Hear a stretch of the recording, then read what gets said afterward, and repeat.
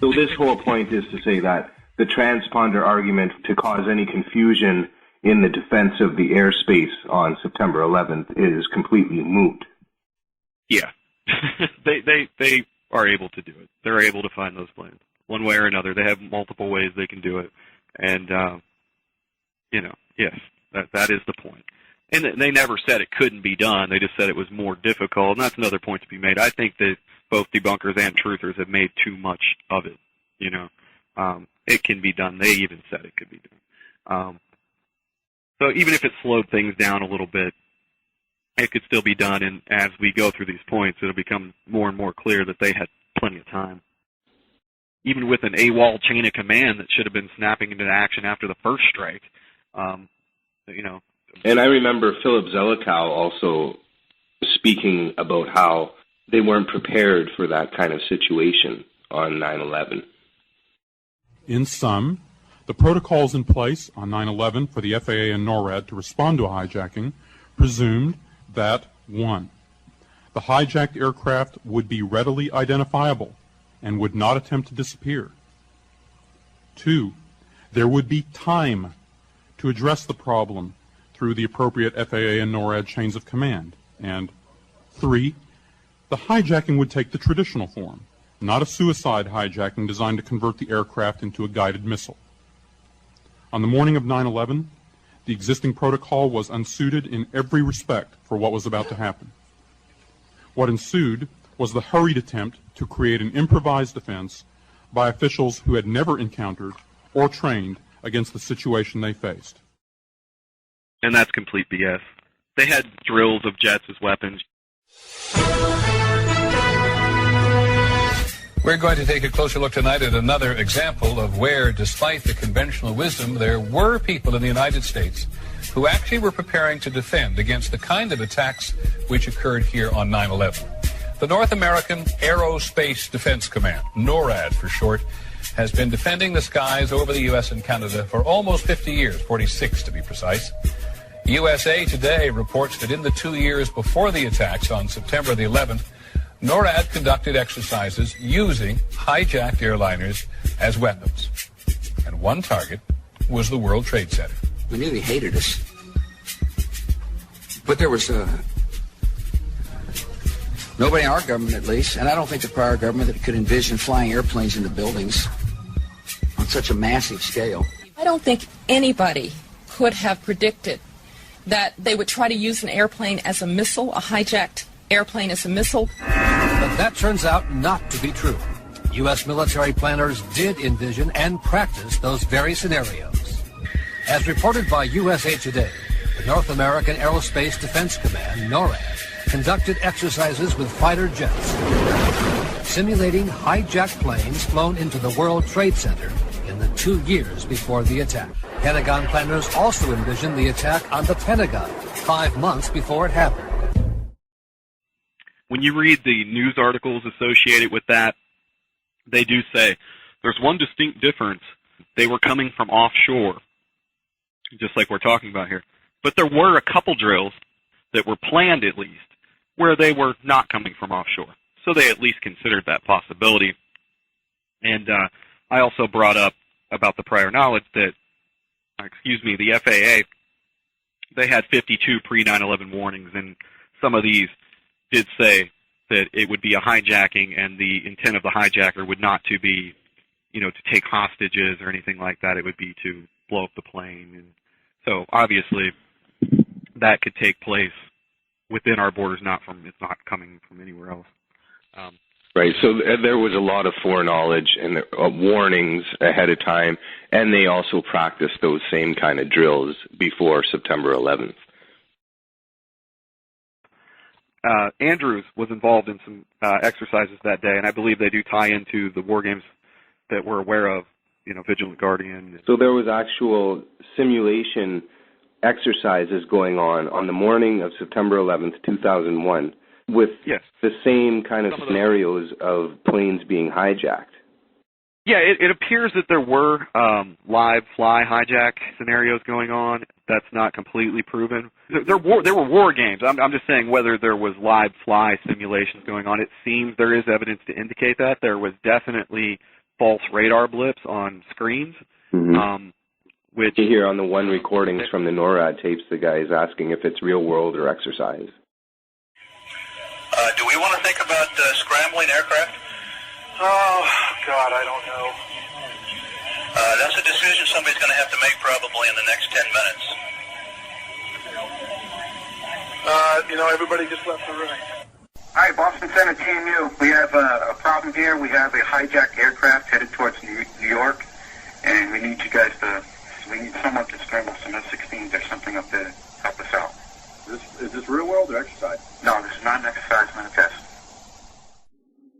Even if we're talking about incompetence here, which we'll get back to that too probably later, but since I'm thinking of it now, where's the accountability? I mean, John Gold had a video that he had said, debunkers answer these 4 questions, and you basically ask any debunker these 4 questions and see if you think their answers sound honest.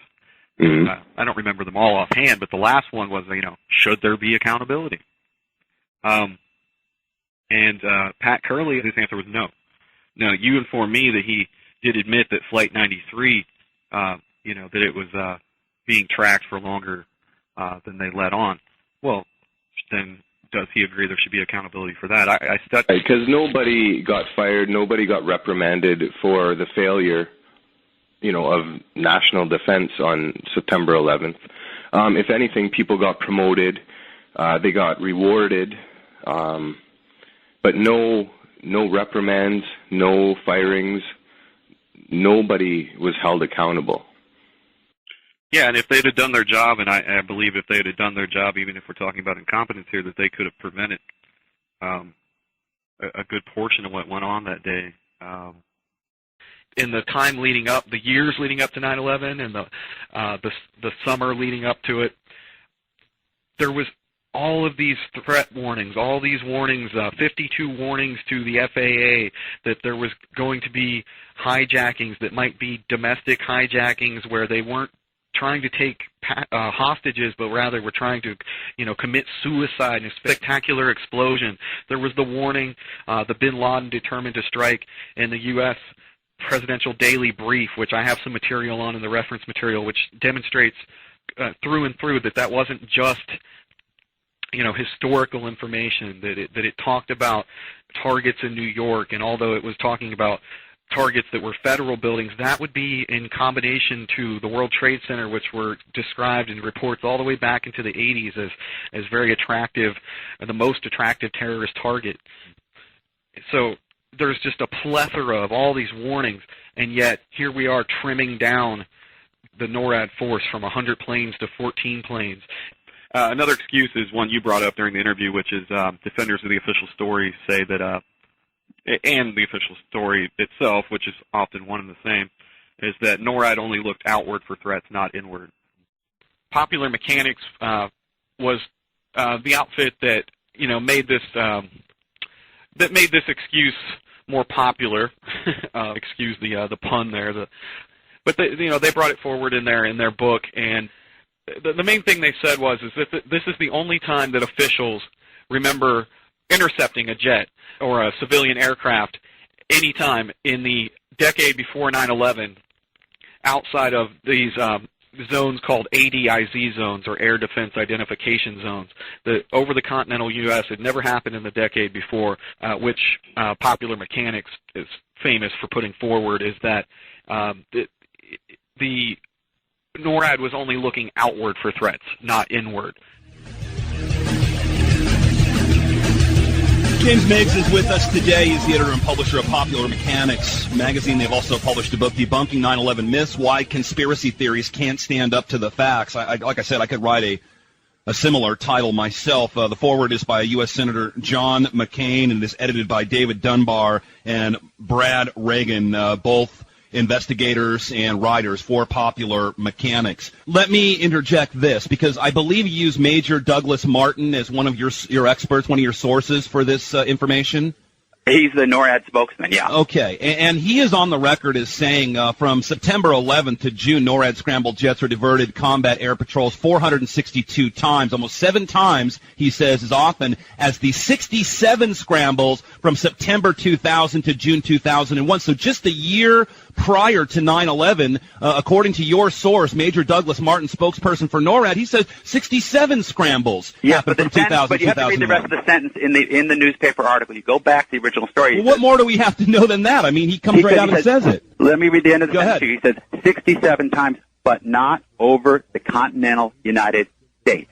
NORAD was set up to intercept aircraft coming in from overseas. Remember, this was a Cold War era defense structure. Knight Ritter's Tribune News. Stupid. Hang on a second. I've got family that are pilots, Megs, who've been intercepted. If your plane goes off course into military airspace over Fort Hood in Texas, you got F-16s on your tail so fast it makes your head spin. I was in Civil Air Patrol. I've been at airports when F-16s make planes land because they got off course. I've seen it. So don't even try. I mean, in an aircraft, you're a liar. They're trying to play war games there. Yeah. Because it's to the auspices of the Air National Guard.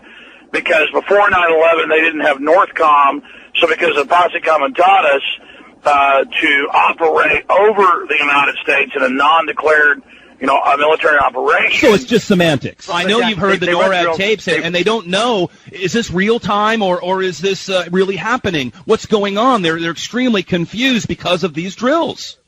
In fact, because of the drills, the NORAD radar screen showed as many as 22 hijacked airliners at the same time.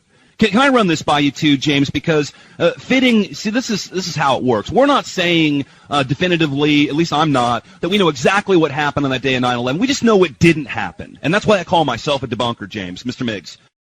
But there's a lot of evidence which I linked to that looking inward was also one of their responsibilities. It doesn't really matter because we have at least one incident which proves that they could be tasked to defend any part of the skies if they were simply asked to, which is the Payne-Stewart incident. I had mentioned, Jeff, you spoke with the NORAD historian, which also brought that up. And so when magazines like Popular Mechanics put out an article saying that there had only been one interception in the decade before 9/11, you could say that they were wrong about that then? Yeah, I'm not sure what source they used. I'm not sure they had full information. I'm not sure what source they were using. No, I'm not familiar with that. So that wouldn't be an accurate source to quote? I'd quote the public affairs person before I would quote Officer of Science or whatever.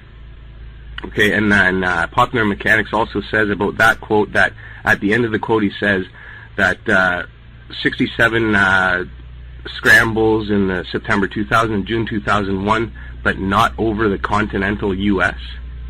I don't know what they're referring to. Launch for U.S. Over the U.S. So that wouldn't really make If we were alerted, we would be able to intercept. If you were alerted, you could intercept anywhere, whether it be going over the Pacific Ocean or going to, Michigan or something like that? That's correct. Now, obviously, planes were up there flying with the Payne-Stewart thing, and that was over the U.S. Right, and then I definitely remember that Cessna that was straying towards the White House. Correct. We launch aircraft to intercept depending on direction. And, higher authorities give us direction to intercept or launch aircraft to investigate, etc. So we know it can be done. So the issue becomes, is that the only time that it was done?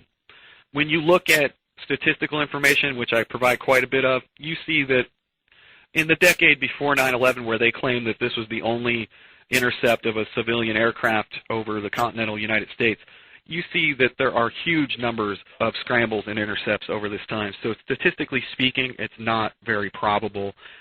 Mike Williams of the debunking website 911myths.com, he states, well, if it's, it does seem like a pretty absolute claim, but that just means it wouldn't take much to disprove it. So just find us, one other media report or an interview with a pilot that he was intercepted.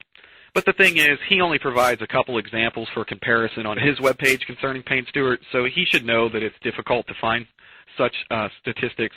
And the fact of the matter is that type of data is unavailable to the public.